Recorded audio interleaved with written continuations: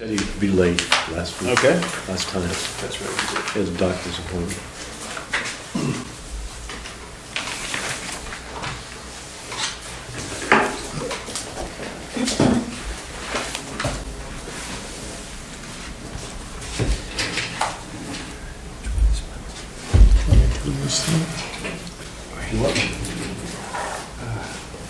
Sure. Oh, Yeah. Take that one down to the other seat too, please.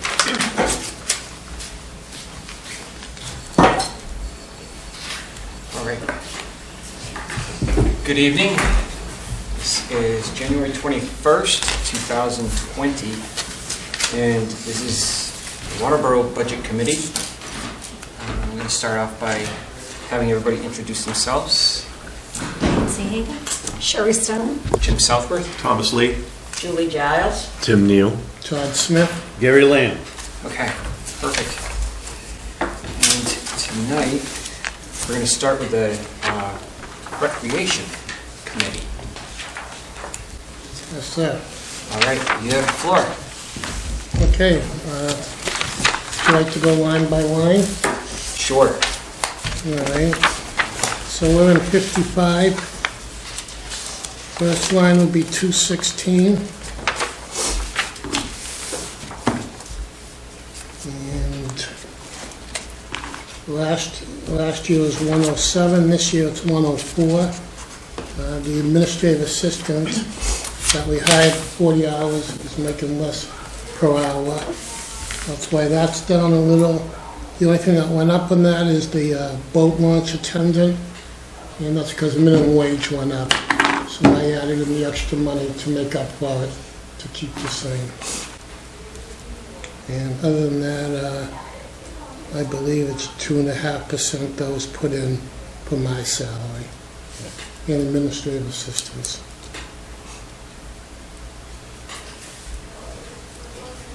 Okay. Should I just keep going, or you want to Sure. interrupt me if you want me to stop? If they have questions, you'll know about it. Yeah, Alrighty. Program payroll is line 5003.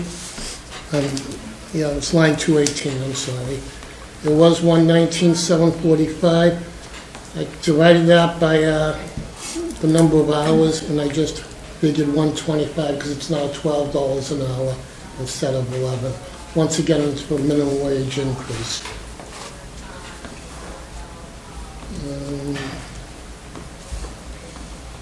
The next one is travel. That stayed exactly the same, 2,500. Training and uniforms, line 223. I decided to, if you look at my sweatshirt, I have my name on it.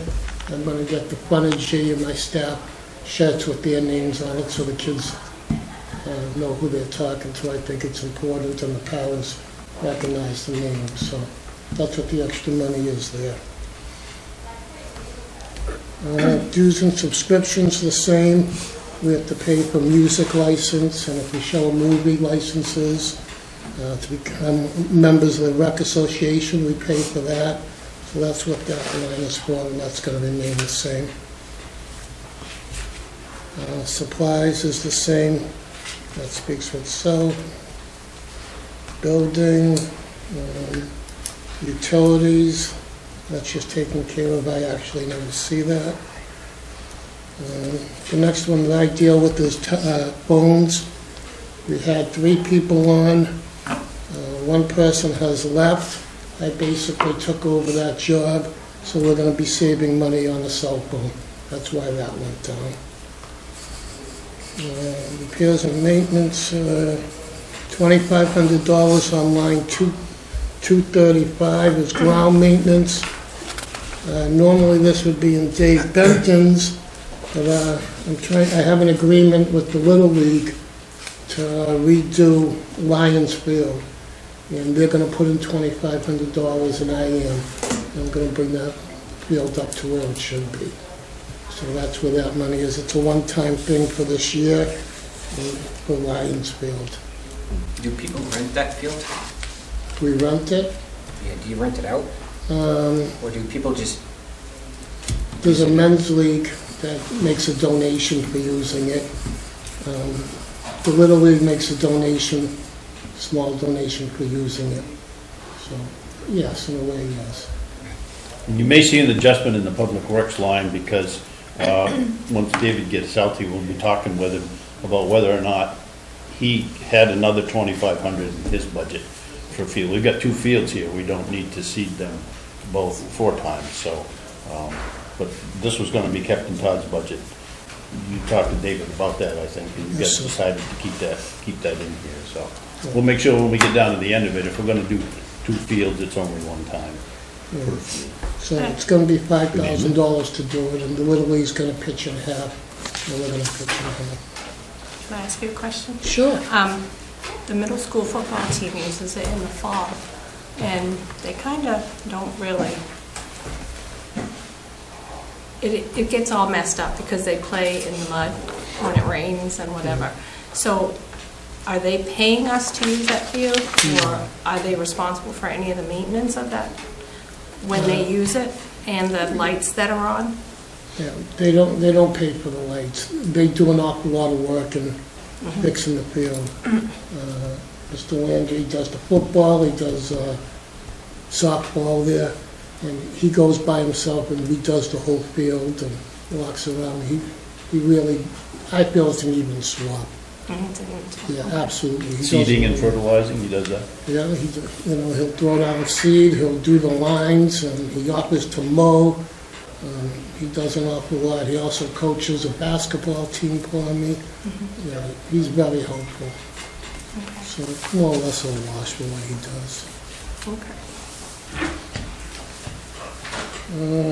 Advertising speaks for itself. That's the same as last year. Next one is a change, will be line 241. And this is Funtown, Splash Town tickets. And we just run out every year and people's looking for more. And it's really a wash. It's 1-to-1. We sell a ticket and we make 50 cents off of it. And Maine Parks and Rec also makes 50 cents off of it. There's no risk if I'm asking for an extra 50 tickets. If we don't sell them and I have 49 of them left over, I'm able to send them back and get our money for them. So there's no way we can lose money on that. And I think, Diane, you were even here last year to know that that's a 1-to-1 revenue swap off. Which one is? The fun time. thing. Line Oh, okay. 241.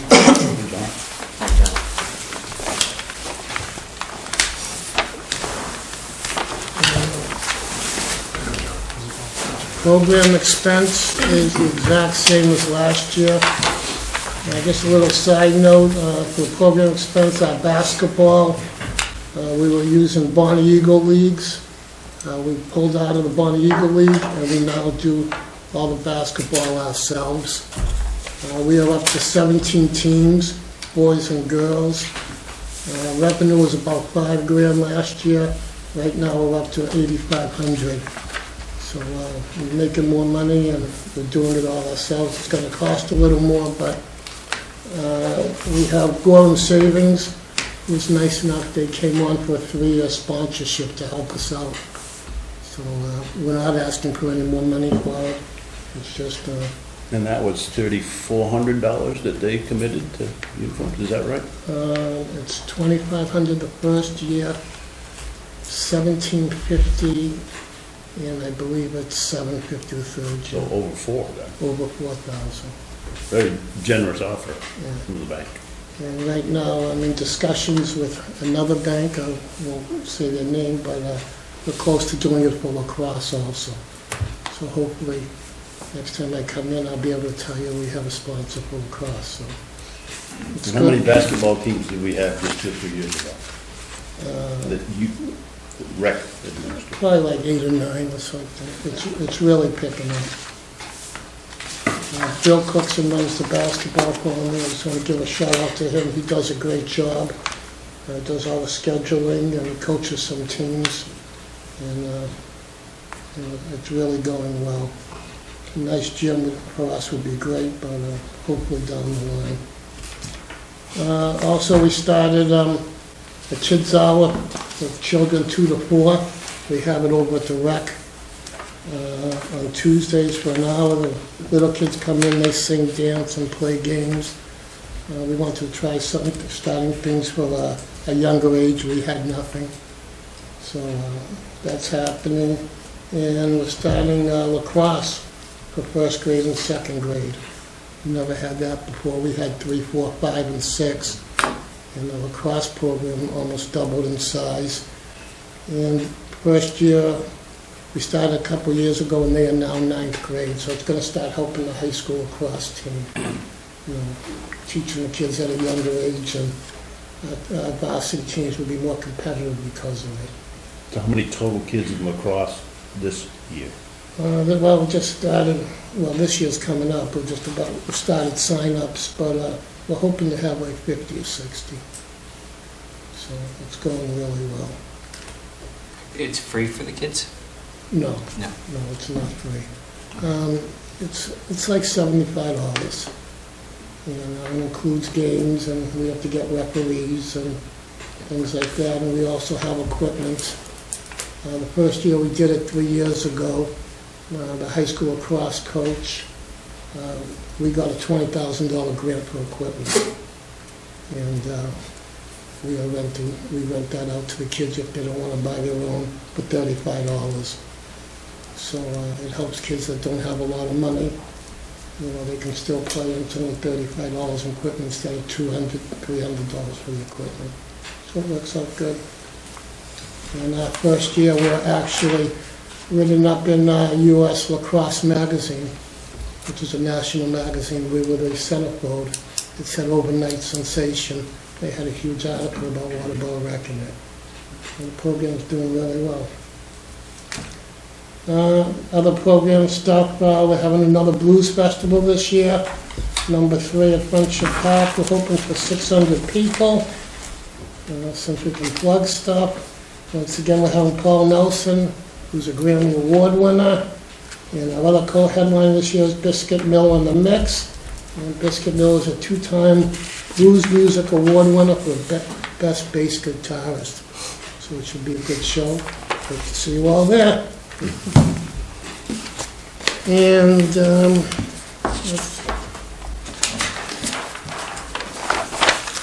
let's see where we are. Toilets are toilets. We're asking for the same money. We have some at Goldbeal Park, and that's really the same. Incidentals is what it is, and just in case things. We need a little extra. It was $750 last year. It's the same this year. So overall, I think we're asking for about $5,000 less. And the sheet that you gave us, this is revenue that you took in. That's revenues. Yeah, Okay. we go over what we think the numbers should be. Gary makes the final decision. Last year it came in. We projected about 201,000, and we brought in about $18,000 over projections. So We brought in 220. 220.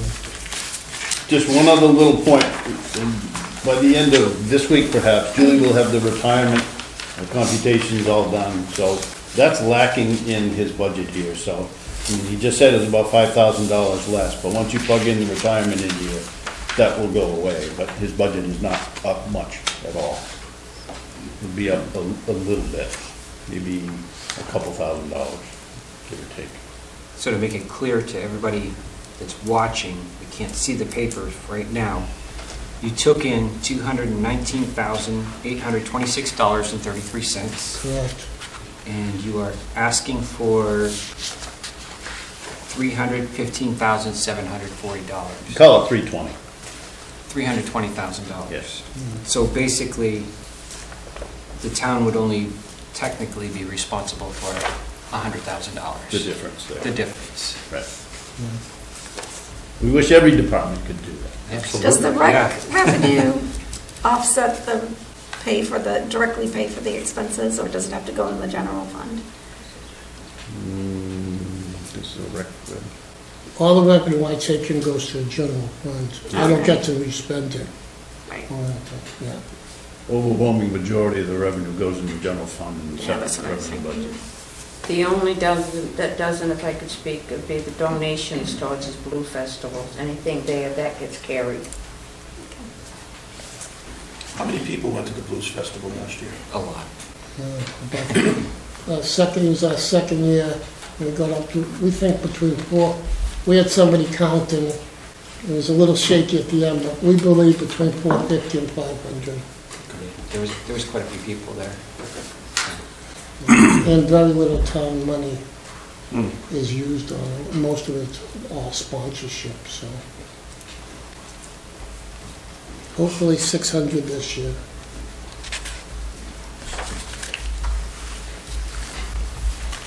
The boat launch attendant, is his salary 8,800?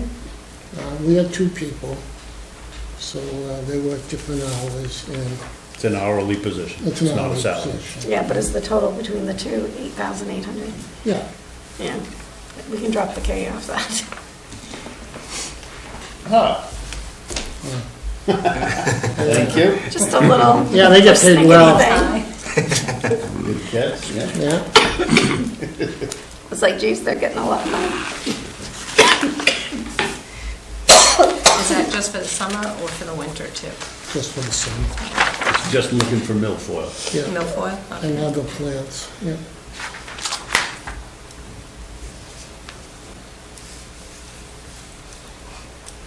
Any other questions? I don't have any.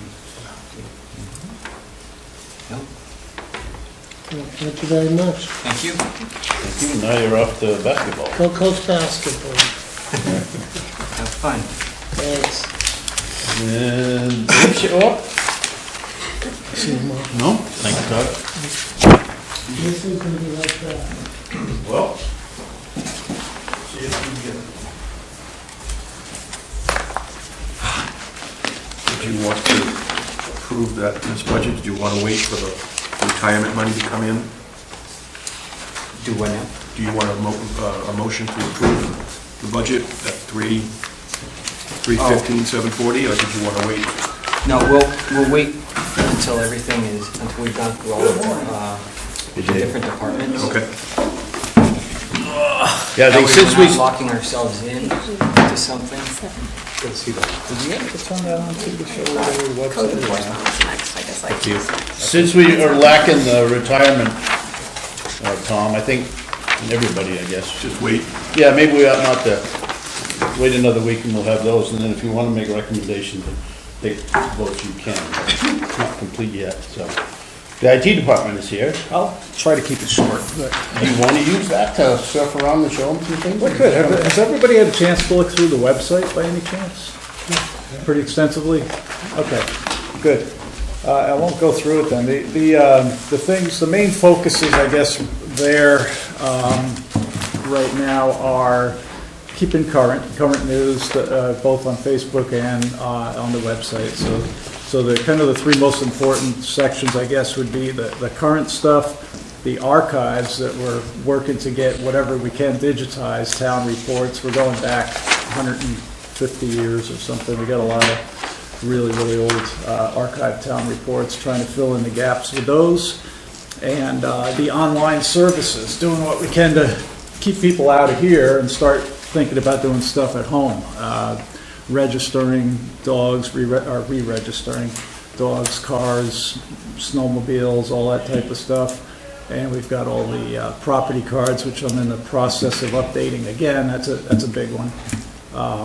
We used to have people come in the office all day long, basically, and go and shut the door and look through property cards and probably erase stuff with their eraser and add a room on their house. I don't know what they were doing. Take it off. I think that's true. So they're all online now, so they have no need to come in here, and they're all digital too, so they can't change them and mess around with them either. So all of that stuff's available. We now have the tax bills online too. So basically anything we can do to kind of streamline the traffic in here and let people do their work here. The budget is pretty flat this year. I've managed to stagger things and find ways to make equipment keep going, like adding memory and changing hard drives more frequently, not waiting for them to burn up, just change them before they burn up and the equipment lasts longer. Our last major upgrade was 2010. We just did in the last year and a half a complete upgrade of everything, with the exception of some computers that were staggered in. Those I was able to upgrade from 7 to Windows 10 for free. And then other than that, we replaced some 40 computers with brand new ones. We run about 62 computers in town, plus the 4 servers. So there's quite a heap of stuff. It's about 300 pieces of equipment altogether when you add printers, computers, and servers, and wireless routers, and on and on and on. I can give you the list. We've got about 100 cameras around town too, in 9 different locations that's covering everything, and that's come in useful for the police a few times. So,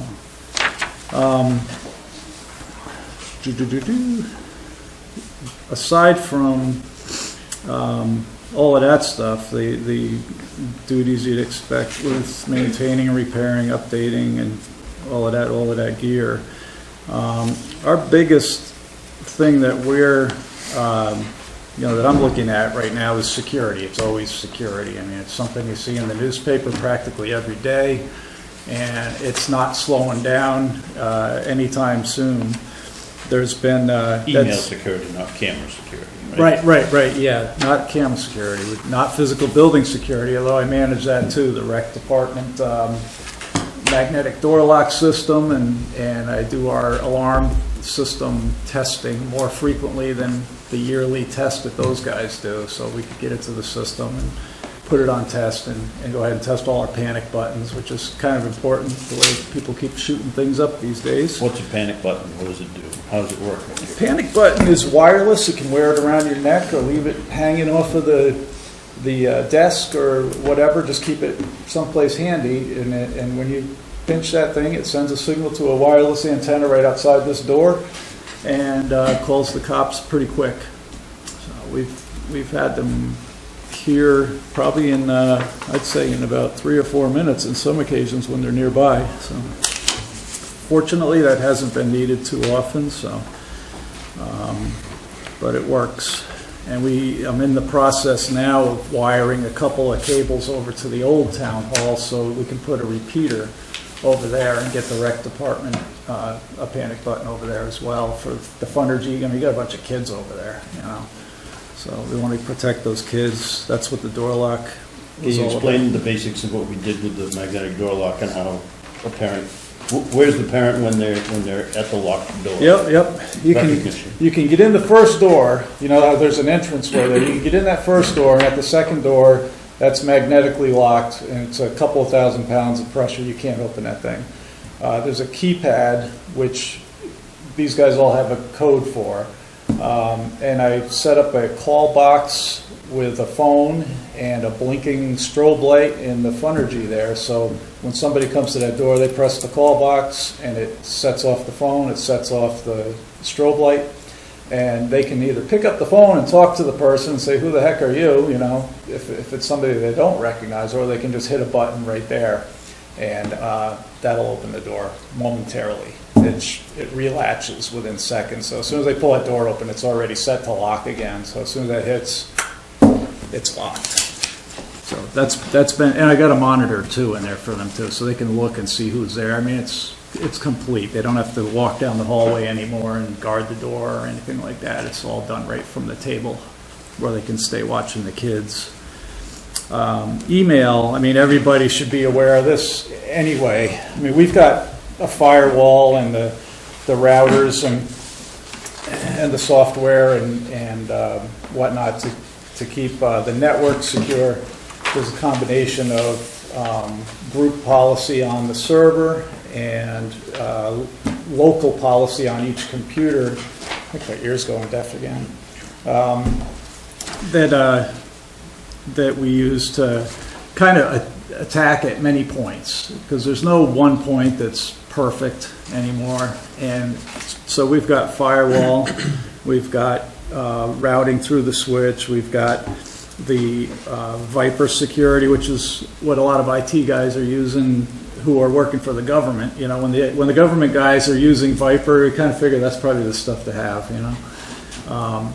And we got rid of Kaspersky a long time ago before they ever were banned by the government because, I don't know, something just didn't seem right about having Russian antivirus. It just seemed weird. So I bailed out on that a long time ago. Everything's pretty extra locked down, and it's a little inconvenient for users sometimes because if they want to put something on, they got to call me. But it's either that or anything can install, and if anything can install, it can run automatically, and that's one of the biggest problems with phishing emails. Is you get a mail, you click on it, and if you're an administrator on your your own computer, that thing will just install, and now you got a keylogger on your computer, and that's been really the biggest problem. I mean, if you get any emails, you probably get my emails. It says the same thing. If you get an email with an attachment or a link and you don't know who it is, I mean, always be 100% suspicious of everything. You know, double check, hover over your address, make sure address matches. If it still doesn't make any sense, like why is this guy sending me a link or an attachment? Call him up. You know, it's a lot easier to make a phone call than to fix your computer. So that's something we've all talked about here many times, and we continue to remind everybody because it's easy to forget. You know, you get busy, you get 100 emails in a day, and you know, I can't tell you how many times, even with all the talking that I've had, different folks say, whoops, I clicked something, but nothing happened. And I'm like, I'm glad nothing happened. That's how it's supposed to work. And on that note, to start off this year, a school in Manor, Texas, fell prey to a phishing attack and lost $2.3 million. And that's right out of their bank. That's likely because they clicked a link, or they know it's a phishing email at the start, because that gets inside your network. You click something. If they don't have any kind of protections locked down in there, it downloads a keylogger. Now they're logging your passwords and logging your credit card information, your bank routing, all that stuff, and they got you because it automatically sends out to a rogue server and collects all that for the good guys who aren't so good. But they're pretty good at getting money because in 2018, ransomware netted over $8 billion. In 2019, ransomware topped $11 billion. So it's not really an encouraging trend. And I manage 3 email servers in town with about 200 users and a couple of email lists with almost 2,000 recipients. So email's on my mind a lot. You know. And then that brings me to backups, because backups is the next thing, because these guys are either trying to lock your computer and get some money from you, or they're just looking to be a pain in the butt and wreck your stuff. So backups is super important. We've got online backups and encrypted online backups, 256-bit encryption, and we've got in-house backups, so I can restore stuff quick here. Worst case scenario, they get at the external hard drive as well somehow. We got the online backup, so we've got a couple of ways of restoring stuff. Each computer is cloned.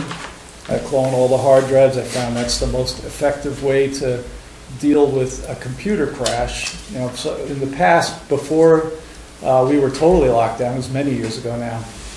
I've been doing this since 2007. We've had 0 issues since then.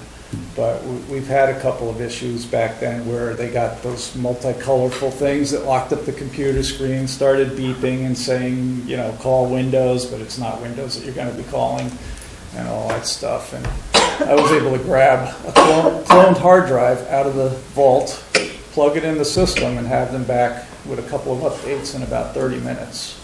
So they wanted the day off, but it didn't work. So that's kind of what's going on there. I still manage all the phones and wireless routers, the voice over internet routers that we use for our extensions. Like I said, the surveillance and security systems all pretty much top to bottom. I think every wire in this place I've probably touched or moved or pulled myself at this point. And what else? I got some awesome help with the AV booth finally after like 13 years. I wouldn't call it Thanks, awesome. Jim. It's awesome, trust me. Trust me, I got a list, so it's nice having some help. I appreciate it.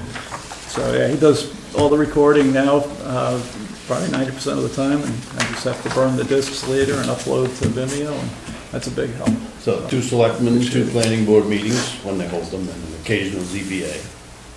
These here, so. Yep.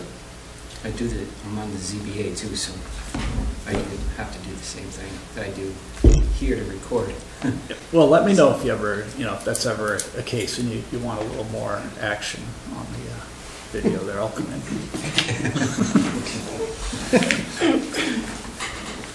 So I don't know, you got any questions? Everything's pretty flat, 'cause like I said, I've been juggling things and I found a level that seems to be working, and I'm finding some cheaper things, and then there's always new expenses that come up, but it's all kind of been pretty steady, pretty good in the mix that I'm using here. So I think this is the 3rd year that I am staying flat on my budget, really. So. Well, it's gonna go up a little bit because you don't have the retirement in there, but not much. Okay, but yeah, as far as everything under, whatever you do up there. The formula that you're using works because in the 6 years I've been here, the stuff, the way it wears out and the nature of the beast in terms of things getting old so fast, I'm amazed that your budget doesn't fluctuate more. Right. Yeah, try to stagger a lot of this Yeah, stuff. you're replacing things on a regular basis and that does even it out. Yeah, we got all new monitors over the past several years too, so a lot of those were fading, and then, as time goes on and we get older, they get smaller, and it's like, can't see that thing, So we have to get bigger monitors that have brighter pictures, and it makes our eyes more ergonomically. We have several workstations that go up and down so people can stand or sit at their workstations. Yeah. Some like it and love it, some don't even want it, and that's fine. Yeah, and we're upgrading the fire department to, got some bigger monitors in there so they can see the call force responding both there and mutual aid as needed. Because before we had one little TV there that was kind of hard to see. They couldn't see over the coats and whatnot, so we got 2, kind of looks like an airport, now you can see if your flight's leaving.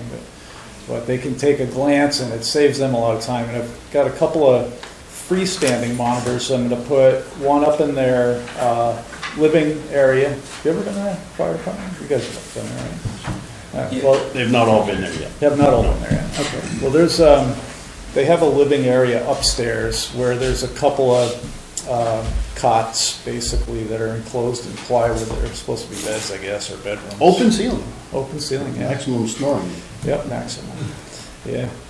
And, but right there, and then in the dorm itself, as they exit the door in the kitchen, there's a nice big blank wall. They've already got a TV that was donated to them. I got a little Windows 10 computer that's this big, wireless. I'll show it to you later. I didn't see that. Yeah, it's like $150 instead of, $500-600 for a computer. It's a little, and it's got the wireless built in and everything, so it works awesome. Attaches to the TV by the HDMI port, and has a single plug. That's All right, now you're getting nerdy, so. I'll just drink my coffee. In a good way. Did you say that you got a couple more cameras already for here? Not yet. No. That's it. That's in the works. So Okay. everybody wants to make more work for me. It's up to them. I can come down and help you do On the that. bright side, I've got a 4-foot rule. If I get within 4 feet of a computer, it fixes itself like 50% of the I time. can attest. Yeah. I swear, ask these guys. Questions of David? My favorite color is blue, I guess. Okay, well, Thank you. All right. Well, that's my wife. Perfect timing. Glenn, you're up. You want the podium or the comfy chair? I'll sit down.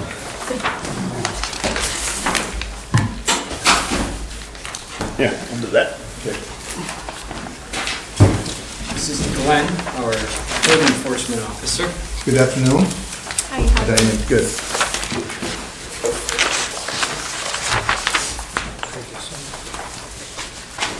I'm not going to read these pass outs tonight. I'll highlight some stuff that you can take them home, and it's just a brief on what my department does.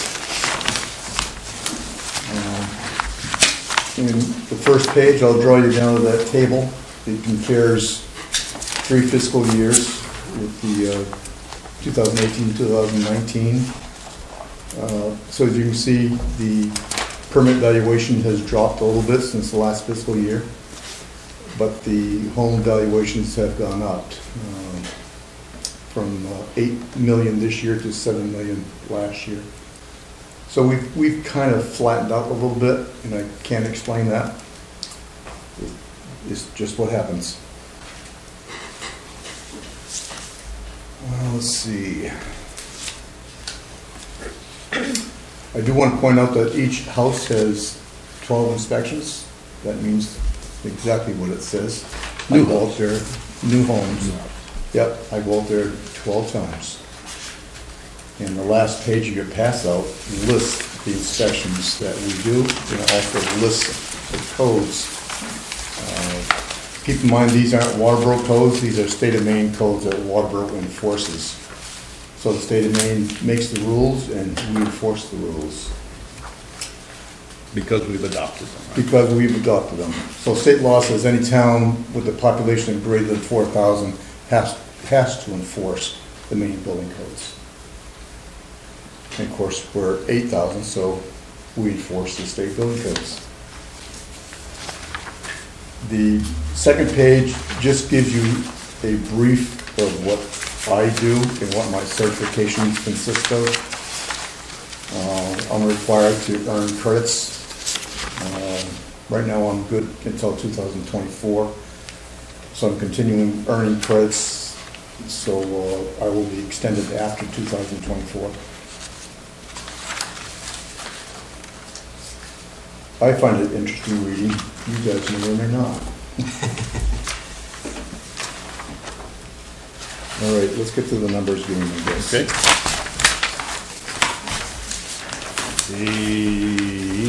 Page 7.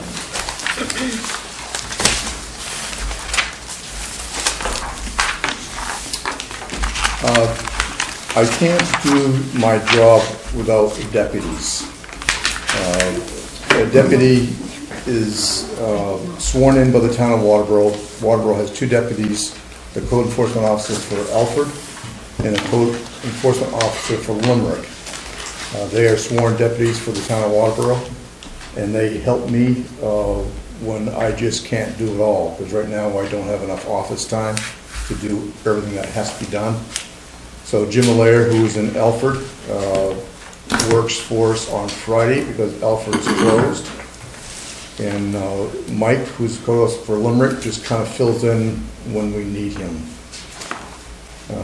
So the issue at hand is because I need office time to do plan reviews. And during the summer, it was nothing for me to have 10 plan reviews every single week. And those take hours to do. So that's why we have deputies. They use their personal vehicles, so we reimburse them mileage for those personal vehicles.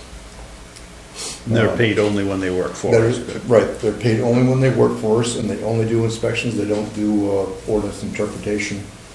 Jim does do plan reviews. If I get backlog, he will help with that. Deputies are certified just like I do. They have the same authority as I do, even in this town. Let's see.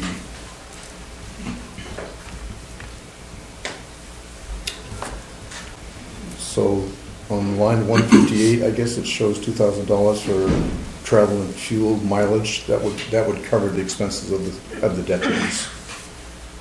And a little bit of yours if you're traveling. Right, and I do use my personal vehicle on occasion, not very often. Typically, if the truck's broke down, I'll have to use mine. And I do have a pickup now instead of the police cruiser. And obviously, the pickup is a lot better than the police cruiser was. Training, $500, that hasn't changed.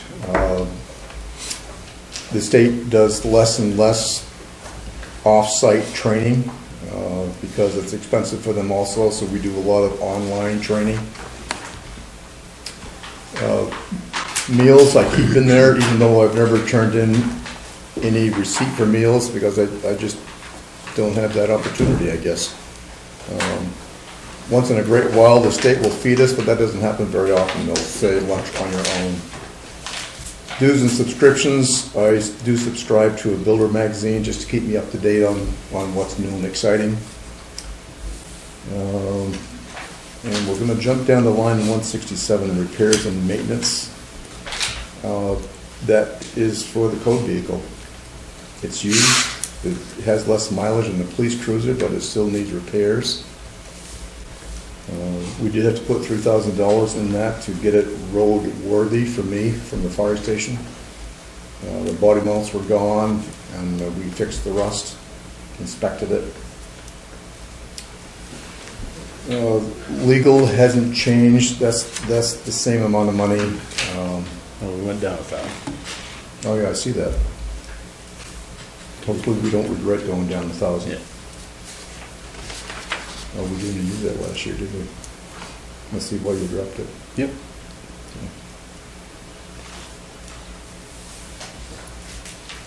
If I'm going too fast, stop me, because I'm just jumping around here. Classified, sometimes I will have a class here to teach code to builders. So that's why I like that money. It's expensive to advertise, but I usually have 2 or 3 classes a year here. So advertisement is the only way you can get that out. And you have a revenue component to those classes. Yep, I have revenue component to those classes. And unfortunately, I can't spend the revenue the way I want to spend it.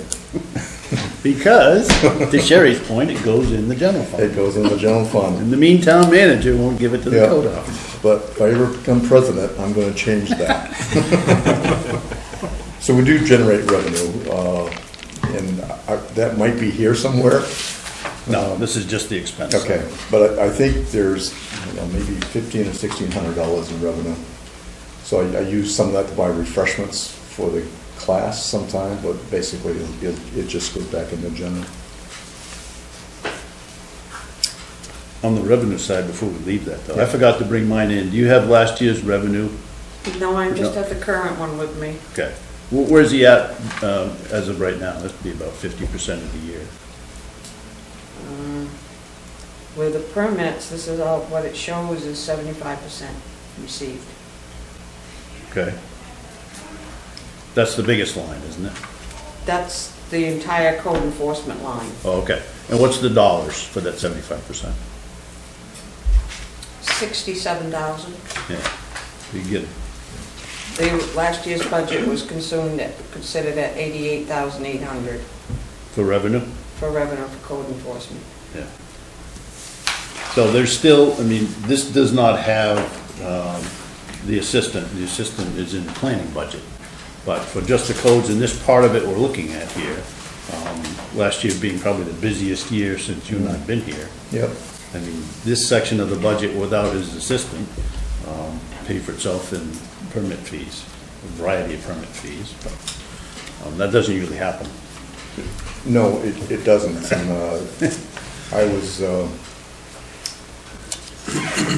I was probably at maximum last summer here in this department. I know I went to Gary a few times exclaiming that. And speaking of that, Gary and I have probably the best communication I've ever had with any boss. If something goes wrong, before he hears about it from somebody else in his office telling. But yeah, we were just off the wall this past summer. I just could not believe it. And Town Line Deli was a good-sized project. Yeah, it Took a lot of was. your time. And if you look at that chart, our commercial permits are up considerably over last year on the commercial side of it. But that project was what, $2 million? It was $2 Retail million, cost? yeah. And we have exciting things also. We have a house in Lake Arrowhead that was built on a piece of land, so they have to move that house. Well, I shouldn't say it's exciting. It's not exciting. It's just, it's different. So Selectmen authorized a policy 3 years ago to have all new foundations certified that they meet setbacks. This new contractor who was building this brand-new spec home, his very first job, wasn't following the steps as described or as instructed, and had the house is 90% complete. And I said, where's your certification? So the certification came back and showed the property partially on Lake Arrowhead's property and the entire septic system on Lake Arrowhead's property. So, make a long story short, they have to move the septic system completely and they have to relocate the house. That means lifting on the foundation, putting in a new foundation. It's really awful. These guys are beside themselves. You're leaving out one important point. When the selectmen told us, thou shalt do surveys, they did a survey. And here's the big piece of parcel, and inside they had the building envelope, which was well identified. They didn't put it in the building envelope, and they didn't have their surveyor come back and tell Glenn, show it, where the foundation was pinned before they laid a stick of wood to it. And it's awful. They didn't mean to do this, but they're terrible situation. I know, they were trying all kinds of avenues to get it fixed without having to move it. The selectmen have a consent agreement avenue. They had a zoning board of appeals avenue, but I talked them right out of it between the two of us because it would have been a waste of time and money. And I went to a Lake Arrowhead Yeah. Board of Directors meeting 3-4 weekends ago with these folks, and Lake Arrowhead folks. They have a 15-foot wide? 20. 20-foot wide strip that goes throughout the property there. And they don't mess with that because they want that there forever because it's on their plan. So they were not about to sell some land to these folks. And they were very nice. It was a very cordial meeting, very businesslike. But then after that, they wanted to approach the selectmen for a consent agreement. And between Glenn and I, we convinced them, you don't have any choice. You have to rip up this old foundation and move the house onto a new one. And we hope that that's what they're going to do. Well, they sent us a letter saying that's what they would do, but, this is the wrong time of year to do that kind of work. So, there's a stop work order on the property, which means they have to stop work until they get ready to move it. And all of a sudden, we'll allow them to move it. But all that profit on that house is going to go into a new foundation and moving expenses. And what's scary is they were a week from closing on the property. Yeah. So, and I was telling Jack Builders, his company, I was telling her, you gotta tell these potential buyers what's happening. And she couldn't understand why she had to tell them. I said, because you're doing something illegal here. They have to know. Can you imagine a young couple moving into this house and then I'd be knocking on that door? The title search, bring it up, from the title search now. Well, I don't know. It hadn't gone that far, but I'm thinking the title company probably would have seen it. Yeah. But no, the closing was scheduled, so you think they would have? Yeah, the closing was scheduled. Yeah. It was. Anyway, Yeah, so those are some of the issues that we get. infrequently, hopefully. Infrequently, but we get, a lot of permits after the fact. Those will always be an issue. So the fee for that is a double permit fee. We do have an ordinance that allows me to fine them $50 a day for ordinance violation, and sometimes I do that, sometimes I don't. It depends on how grievous the violation is. How do you think we're doing on our shoreline zoning enforcement compared to years ago? Much better. I could probably fund this department from violations in shoreline. We catch a lot, and we've taken in a lot of violation funds from violations in shoreline. People are much more aware of it, and they know we police it, because I know that for a fact, because people are calling to see what they can do and what they can't do, whereas before they would just do it and wait for someone to catch them. So now they're calling ahead, so they don't have to worry about me knocking on that door. This is when he usually hits me up for an airboat.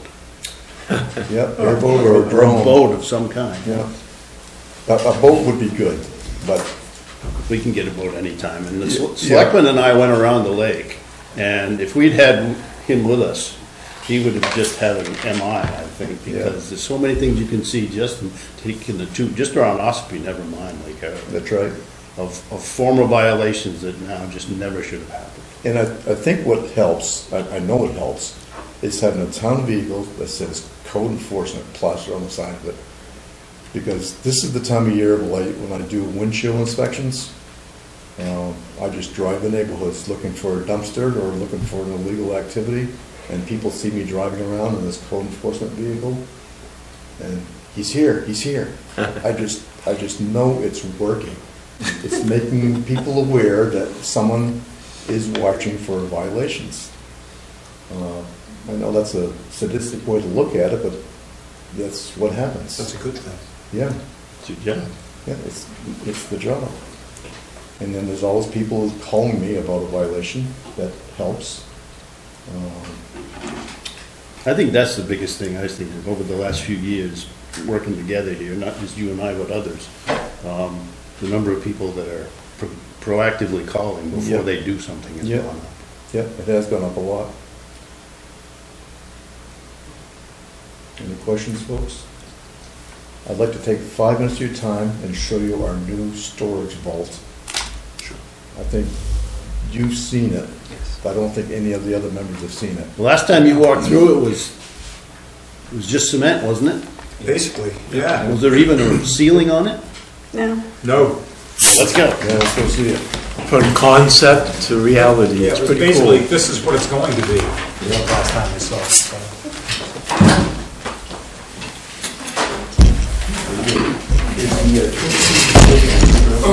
I'm going by the town calendar.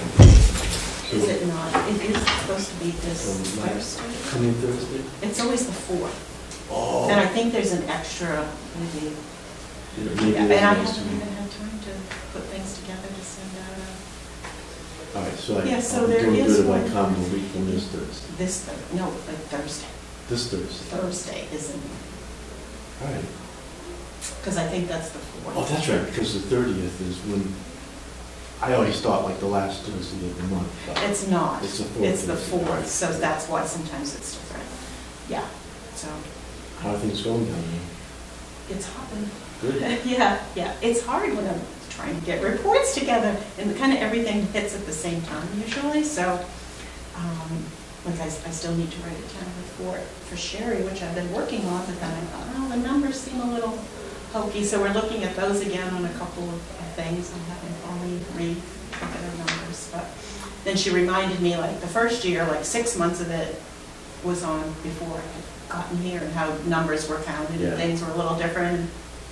So we were just taking a little look at that, but we've got a program tonight. It's been really busy all day at the library. Good. So it's good. It's good. And we've got a new employee. Jessica Dutton is working with us now because Heidi has left because she's working in Limerick.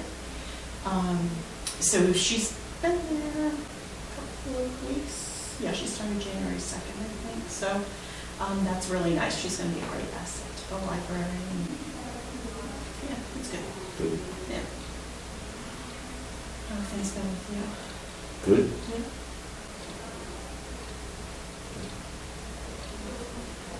This is pretty good tonight. We've had 3 department heads with pretty much flat budgets Yeah. for the last couple of years. Which is pretty impressive, you know? Yes. How are you doing, Julie? Still on the side of turf. Just trying, I You must be exhausted with all this worked stuff. Monday so that I could get Oh, you caught did? up. Yeah, I was in here for 4 hours here Monday. Just trying to get caught up. Just so much more to do in there, and Oh, yeah. paperwork is inundating. Yeah, we were gonna do away with that, remember that? Computers were gonna do away with paperwork. No one, we're on tape still, they still, Oh. he didn't shut it off. Yeah. It's very busy. I know, it's hard to keep up with it, so. I guess that's good. but It is there's no good. happy It is medium. really good. thought I was gonna be the only one coming that way. Actually, a third of the people Usually use just it. me, so. It's when you think you're going to have a few minutes to work on something and then you're like, really busy. That's what it's like. Yeah, exactly. Did you folks have any questions on the money or my pass outs or anything? Why is the admin under planning? Well, that's something we talked about changing, Yeah. and it's, I don't know, there's no reason. She also does ZBA. Well, she does, and she's always been on that department, we've just, Gary did talk about putting her in the zone, in the code office department, but it just was never done. How much time does she spend in code enforcement? Oh, she's there, that's her office. Right. Yeah. All the time. So the lion's share of their work is definitely in code budget. So you could, there's a good rationale for moving that over. It's, I guess, I hate this answer, but it's been like that since I got here, so we kept it there. It's not gonna change the dollars any. I don't think we should merge the code and planning department.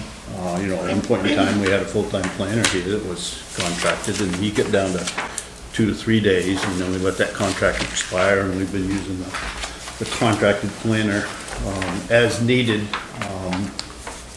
probably well under 4 days a month now. Yeah. Last year, we had him here pretty much every Wednesday. We did. For a while. The selectmen wanted a presence in the planning office.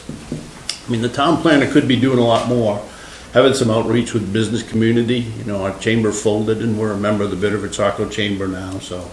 The question is, I don't think we're at the point right now where we want that town planner to also be the economic development director and do those things. It would be nice to have. In a town of 8,000 people, that would be great. We haven't reached the point where we want to spend that money for that person. If Lee J. Feldman, the contract planner, was here, even at 1 day a week when he came in on Wednesdays, once the zoning rewrites, subdivision ordinance rewrites, and other things are done, he doesn't have anything to do here. And I'm not about to pay him to sit here and do nothing. So I think you heard that from me last year, which 4 out of the 5 of you did. So if we want to resurrect the town planner's position, and we can, then we need to probably have them do a lot more outreach, work on bringing back the EDC, which is a fine thing. We need to finish our tax increment finance district. We got a lot of work done on that. We think we need to expand the map a little bit and then be done on that. That's a state process for applying for that. But So that's a ways from being completed then, the TIF district? I was gonna ask you about that. it is, yeah, we'll probably submit it this spring. How many members do we have on the EDC? And I have that sheet in front of me. I think we're down to 2 to 3. I'd really like to have a couple meetings. Well, Dennis is wanting to get more involved in that too, to help that move along. So now that his situation at home has changed, then he may decide to do that. So I actually reached out to Senator Woodson, and I'd like to have him come in for one of the meetings. He said that he can't do it within the next month or so, but eventually, you know, in the next 2 to 3 months, he'd like to come in and sit down with us, talk about things going on in Augusta as far as business goes. Yeah. I mean, I don't mean to get off topic. That's for something else, but Does that answer your question about the assistant there? Yeah, so basically what you're saying is because the town planner isn't in the office all the time, the admin is the presence in that department. No, I don't think that's what he's saying.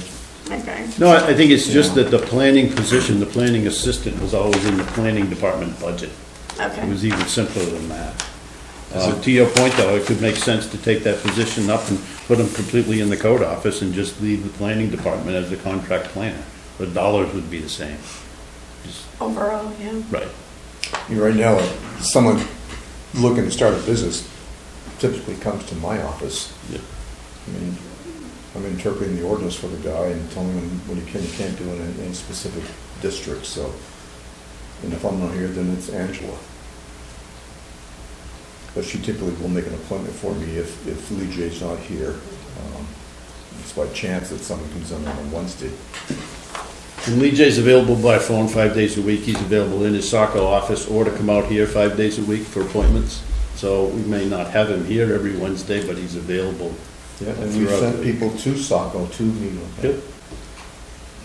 I think it's it is an efficient spending of money for a very limited amount of time at this time. Yeah. There's a steady flow of traffic all day long for that code enforcement secretary position. Sorry, Brian. We're- Tapered off a little bit. It has a little bit. Last 6 months. Yeah, that's typical for this time of year. This is not bad, because you guys were kind of pulling your hair out We were. last summer, Yeah, we last were. fall. And I'm getting a different read from different people on what the spring is gonna bring. Some developers are gung-ho, and others are worried about who's gonna be president, so we won't know what this year's gonna bring until it happens. I mean, last fall, I was thinking we'd have to have another person in here doing plan reviews to get his done, and that's not the case. No, that's not the case. I mean, if it was me, I'd rather do it all myself, because I know it's gonna be done right, but it's not feasible. And Gary's smirking, because we've had that talk before. I didn't say anything.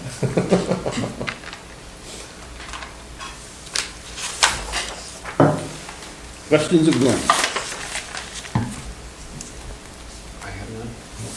All right, thanks for your Glenn. time. Thank you. Thank you. Last but not least, Julie Hoyle, librarian extraordinaire.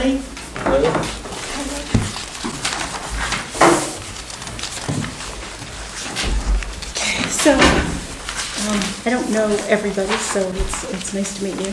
Feel free to come visit the library, please. We'd love to show you around if you haven't seen it in a while. And it's a busy popping place. If you get out of here by 6:30, we have a great Hygge presentation going on tonight by a lifestyle coach from Kennebunk, who's awesome. What's the presentation? It's embracing Hygge for a simple, joy-filled life. Oh. Something we could all use a little bit of this, our long Maine winters. Yes. Yeah. There's not a lot that's changed within our budget. The most expensive part, of course, is staffing, so our salaries. Do you want me to go by and say like each number, or how do you want to work Some through of it? these are not as important as others, I mean, Okay. fuel and everything, but to the hours, I mean, we're keeping the same hours. We are open this next year. 29 hours, a week. And we have myself and 3 other part-time employees. Everybody's under 20 hours. We've just hired a new person who started in January, who's wonderful. It's going to work out great. And she'll also be doing part of the story hours. So we're looking forward to her getting settled in as well. So within the budget, beyond the salaries, we have travel costs, or $500. And that's for getting to some conferences and different things like that. The other part of that is the training, which is $500, and those are for a number of different conferences that go on in Maine. What types of training? One is called, it's a really fun, important one for people dealing with youth. It's called Reading Roundup. And it's a one-day thing in Augusta. And it's basically all about children's literature and the authors, the cream of the crop books that they talk about that'll be coming out, that type of thing.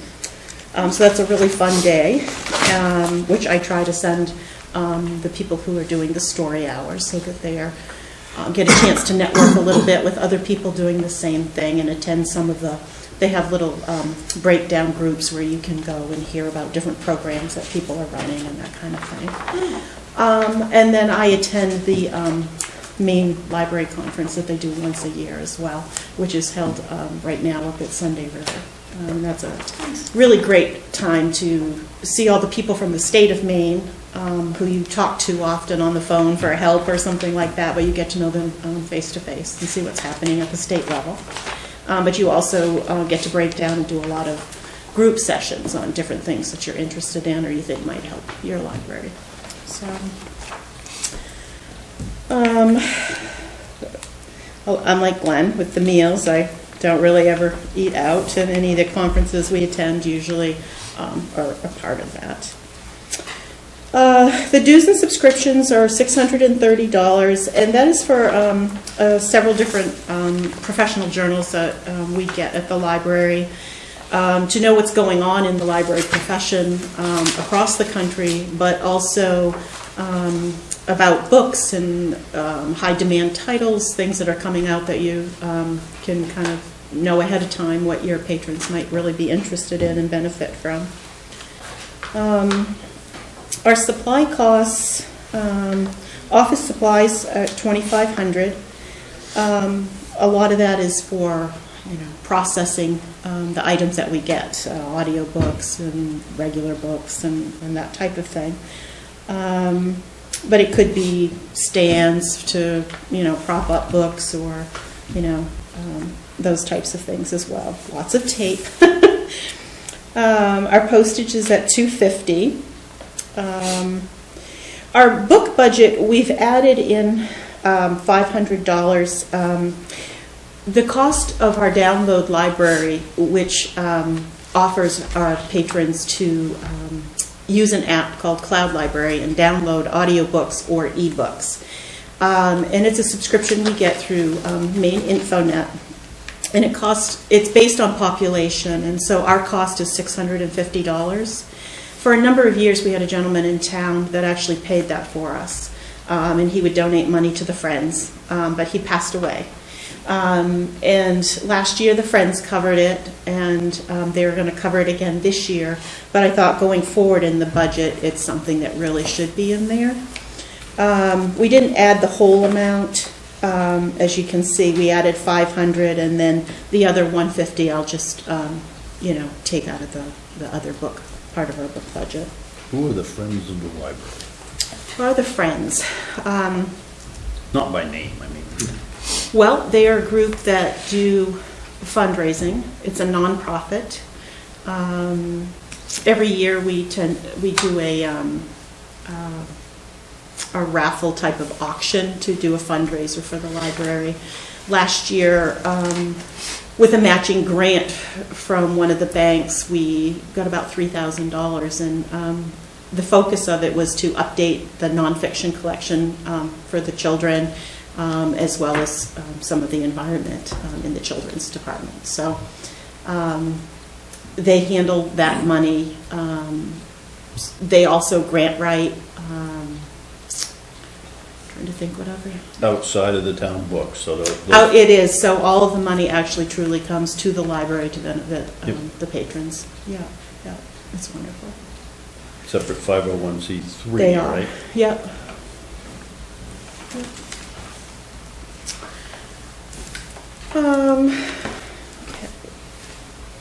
The other items, the utilities, have been the same. Equipment, building, the same. I don't know if you care to mention anything about the... I'll do that right now. Okay, the roof and If you want chimney. to go to... The building last year was falling apart, if I remember correctly. It often has little issues that make it tricky. So this year there's some cement coming out of the chimney and it needs repair, as well as the roof on one portion of the back part of the If lot. you go to page 19, please, in your budget. There's 3 items in there. I thought about lumping them together since supposedly a capital item is 5,000, but I wanted the explanation in here. Rows 508 to 510. The shed roof in the back of the building here has got some pretty severe heat loss, even though we did blow in insulation before. It's still shedding heat and making ice. So we had about a $2,000. We could cover it with ice and water shield. Either that or take the roof off and put a properly insulated roof in there. I think we're going to be in this building, or somebody's going to be for quite a while. So what I've done is I put $10,000 in here to rip that roof off, put a 2x8 or 2x10 roof in properly there that's properly insulated. And then probably put that in, put the sheathing over it, so that you can then put the staging on there, because I can show you a picture of the masonry coming out of the chimney between the bricks. Rain's gotten in there, obviously that needs to be fixed as well.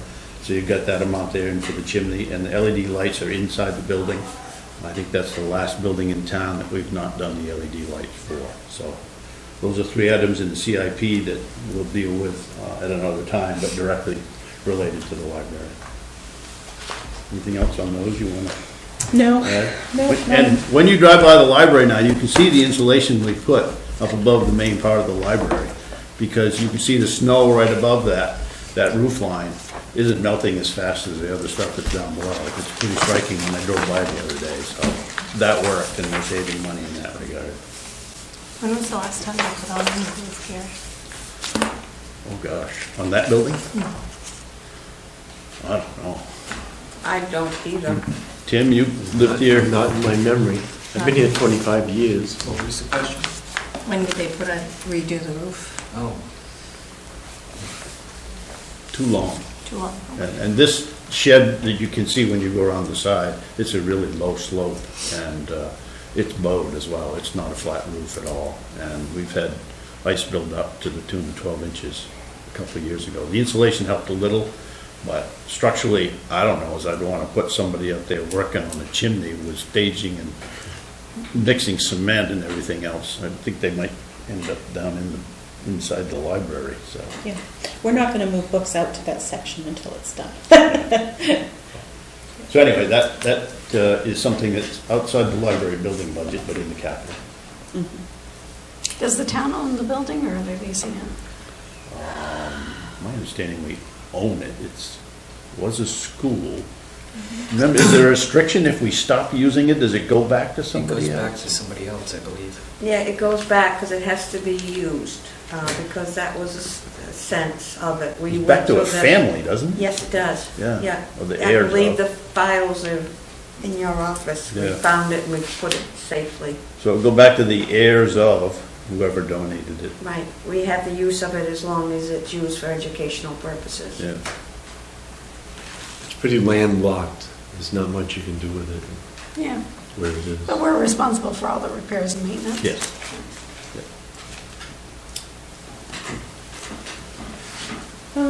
So just some little snapshot things from the year previous to this year.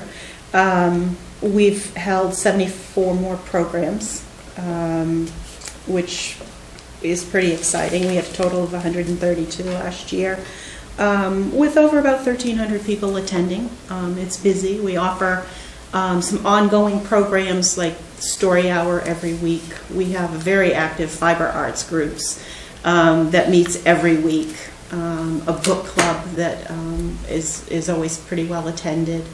And we've done some things like the Maine Humanities Council offers a grant for a facilitated book group, and there's some different ones that are out there. We've done 2 that have been about Maine, and I've just recently applied for another one for this upcoming summer, where we're celebrating the bicentennial. And those are always well received and a lot of fun. Summer reading program is always very active and busy. We had over 140 kids last year who signed up and participated, as well as some adults and a few teens. They're harder to get going, but they've been liking the raffle ticket style summer program that we've done for them. And in addition to, all the books, the audio books, the movies, audiobooks have been very popular. We have a number of people in this area that commute, and the increased use of them has been very noticeable. We also offer museum passes, and that's taken advantage of, which is really a fantastic thing. We do faxing, copying, Wi-Fi. A lot of times if you drive by the library and you just see cars sitting out there, it's people actually using the Wi-Fi. It's very, very important. And our public computers are used every day, every time we're open. So we also do a number of interlibrary loans for items that we don't have in our library. And the Maine State Library actually gives us 1 day of van delivery service.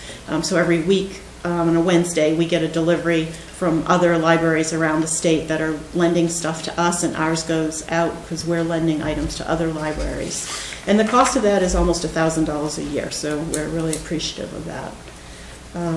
And they get a lot of their funding, through the public funding, the federal funding. And they're going to be pushing right off, it's going to be all the census, and they want people to get out and fill it out and do it online and come to the library if you don't have access at home.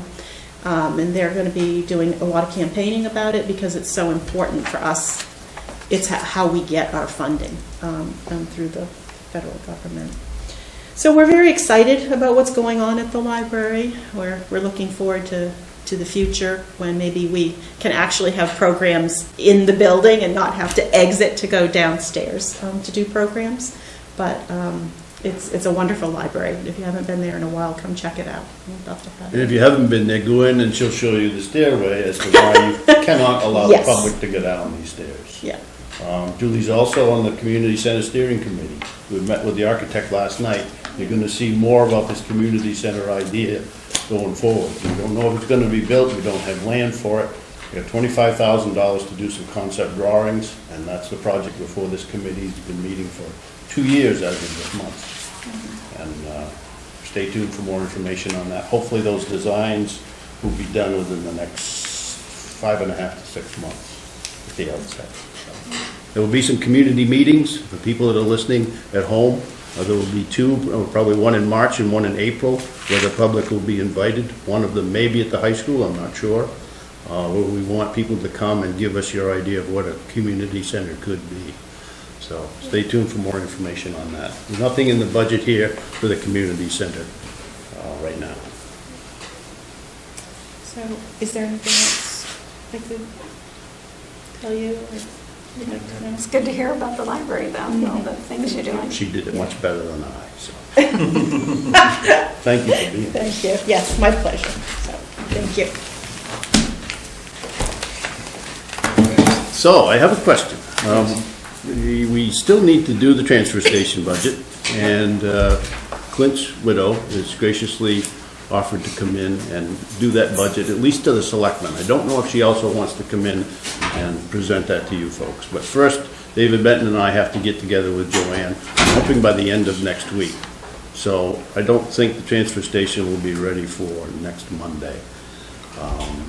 David Benton's down with pneumonia. I don't want to see him in the same room where I or anybody else is breathing, so he's staying home for a bit. So I don't know we're going to have a whole lot to talk about next week. I think Julie's going to be able to get the retirement things crunched, but that's not a big meeting, a big reason for a meeting. The only other thing I had written down here was general assistance from Nancy Johnson. I don't remember if we had her in here last We year. did. Okay. Would you like to do that? Because if so, I'll have her for next Monday. Yeah.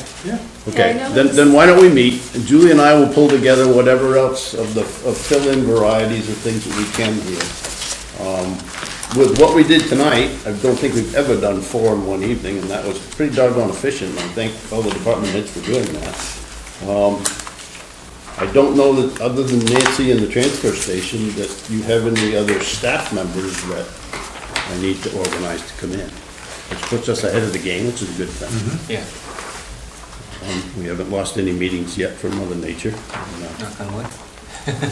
But anything else from me? Any other homework for myself or Julie?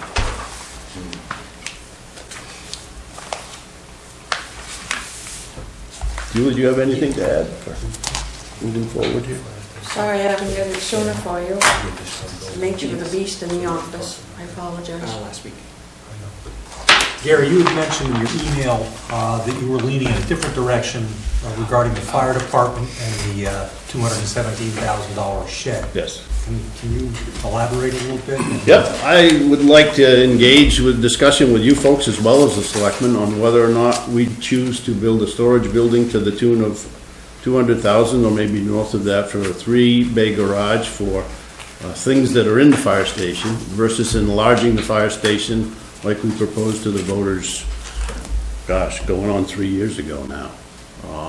For the It folks was back, declined. for folks It back home, was. we had a $2 million project for a very sizable addition. Really wasn't surprised that the voters said no to that because of the cost.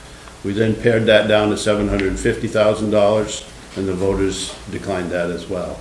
So Matt and I have been talking about what are we going to do with the equipment that we have here? And one solution to that is for a multi-bay garage right on John Smith Road that would be easily plowed by. I would heat it, I would not put any plumbing in it. It would be a storage bay that could be heated for some work to be in it. The reason that is so expensive is because it would probably be 40 feet deep, so you could get a truck in it if you needed to do some work on it. The boat trailer we have down there and the SUV, not SUV, ATV or UPV with the stretcher on it, with the trailer that's probably pushing 30 feet right there. So philosophically, I would like to know if the budget committee and later the selectmen would rather pursue an addition to the station versus a storage building, which really doesn't go to the problems that we've got in the station, of sleeping rooms, of an improved public entrance area that we talked about before, a secured area where somebody could get inside the building and be out of the weather. Right now, that building is locked, and when they're off on a call and nobody's in the building, that happens more frequently than we might know or we might like. Nobody can get in there at all. And a lot of departments like to have a secure area that the public could be let in, maybe remotely. We could do that as well. So. I'd like to, the addition that you showed us last week, Yep. I'd like to go with that. I've been over there. It is the bays are very crowded. You really can't get anything else in there. And there's no sense having some nice equipment and leave it in outside or, accessed a little more restricted. I'd like to go with that plan, try to do that one again. I just think it makes sense to have, ideally to have everything in one building. So when your staff, when the phone rings and you've got to go get the boat, the snowmobile, a fire truck, an ambulance, whatever, it's in one building. It's not 75 feet down the road, especially if it was in the middle of the winter. So, Maybe next week, we could, maybe if we can get with Matt, we could meet over there and go through the fire department. that's an That's a great excellent idea. Yeah. Do a walkthrough with him, and then we can come back here and we can have our meeting, our normal meeting after. Yeah, I don't think. The next community center steering committee meeting isn't until the 10th.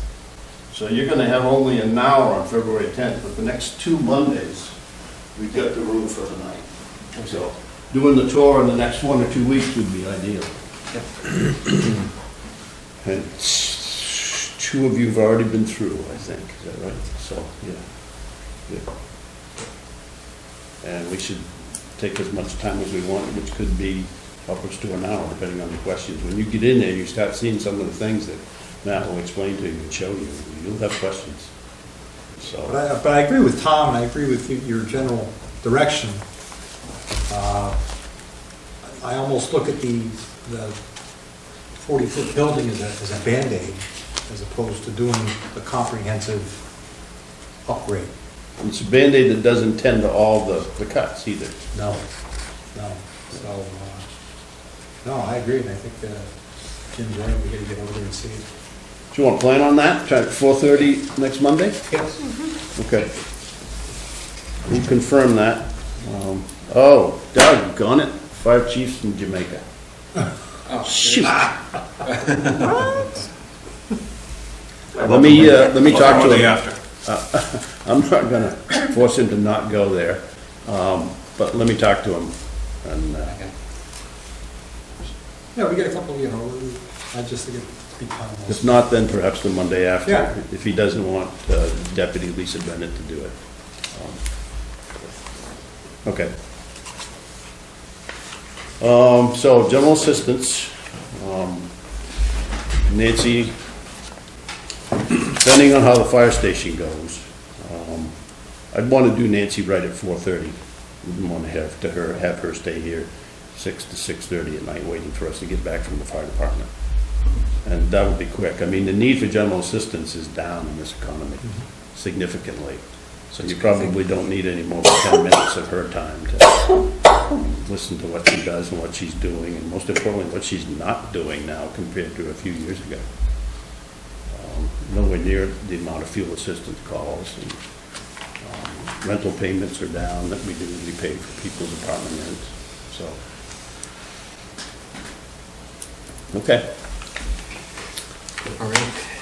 4:30 next Monday, but location to be announced, I guess. Yeah. If we can't do that, and I don't know that he's gonna want to do the fire station, we'll be here, but I'll let you know. Anything else for staff floating around in your folks' mind? No? Not for me.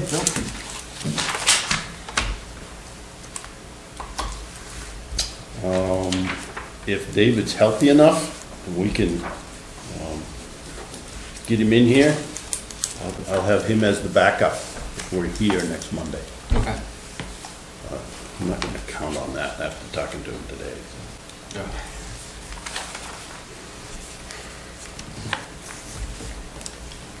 Okay.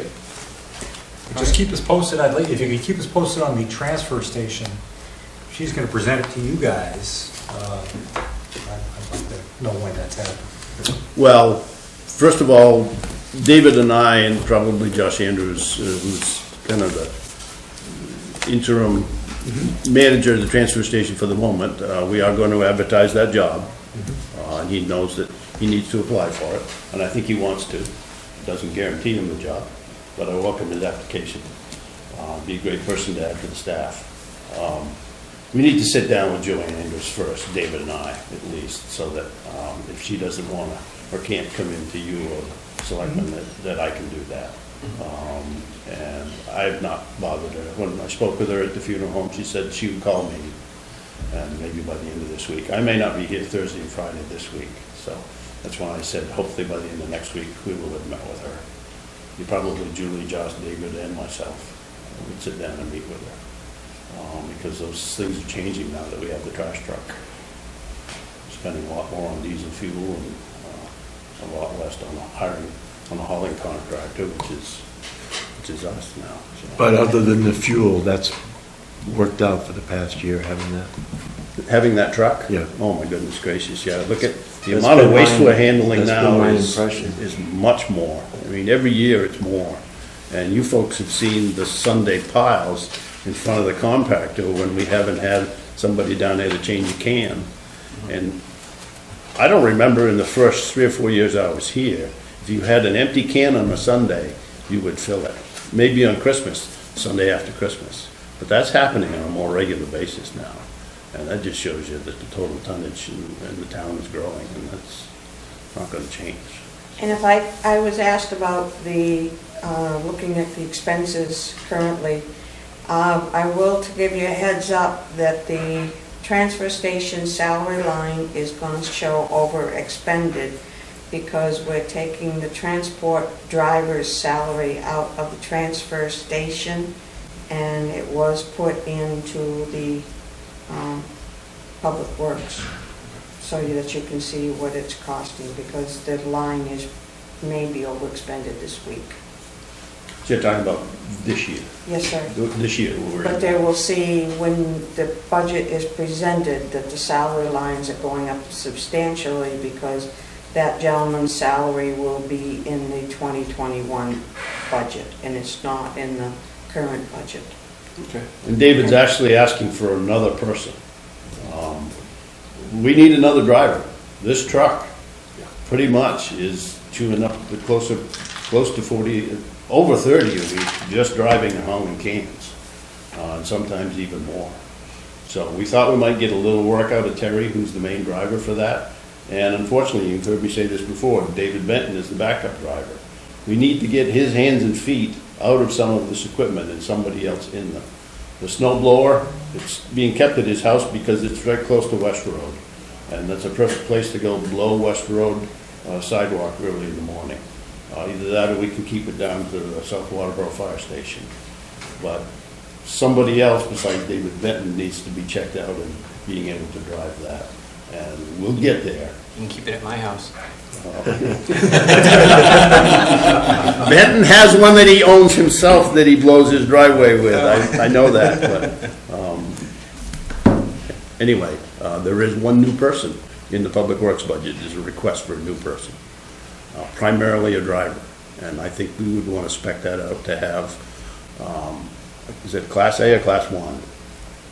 What's it? I think it's Class A. Class A. It's an A now, Yeah, yes. so that, Yeah, like David, they could haul anything with a trailer. Terry Garrity doesn't have a Class A. No, he does. He does. It's Jason that does it. Jason Jason's a does. Class B.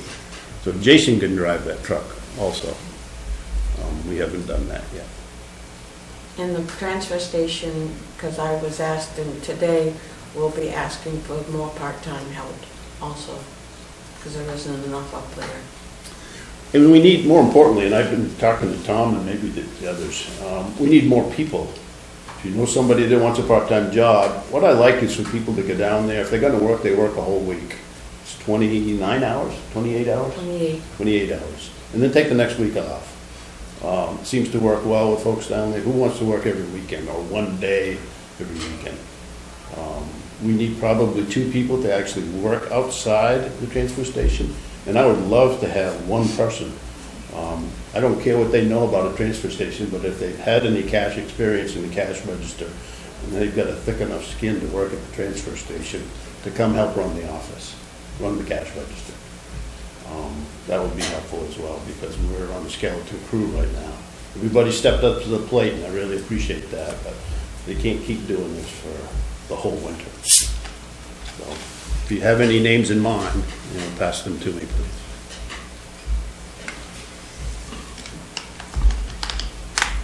Other than that, I have nothing else. Anything else? No. Do I hear a motion to adjourn? move to adjourn. Second? Second. All in favor? Meeting is adjourned. At 6:03. Past my bedtime. Okay, stay tuned on your email as to whether we're meeting here at 4:30 or at the fire station next Monday, this coming Monday. And thank you for